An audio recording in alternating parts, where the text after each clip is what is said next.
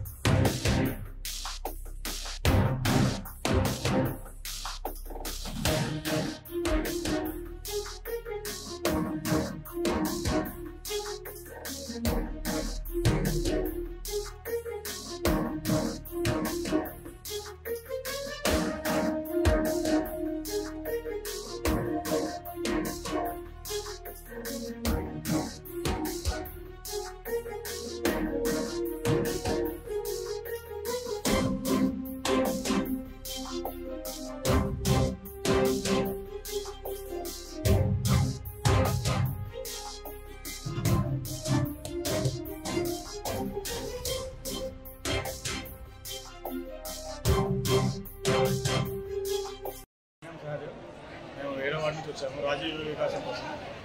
ఇక్కడ పొద్దున అనగా వచ్చాము. పొద్దున నుంచి ఇక్కడ మేనేజ్మెంట్ సరిగ్గా లేక పొద్దున చాలా ఇబ్బందిగా ఉంది.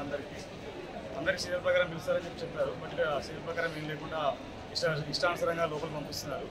దాంతో చాలామందికి ఇబ్బందులు అవుతున్నాయి. మంచిగా వాటర్ ఫెసిలిటీ కూడా లేదు. చాలామంది చిన్నపిల్లలు తీసుకొని వచ్చారు. చాలా ఇబ్బందులు పడుతున్నారు.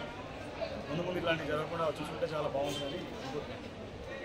ఫామ్ ఇచ్చినాక ఏం చేస్తాను అన్న? లోపలికి పోయినావా? లోపలికి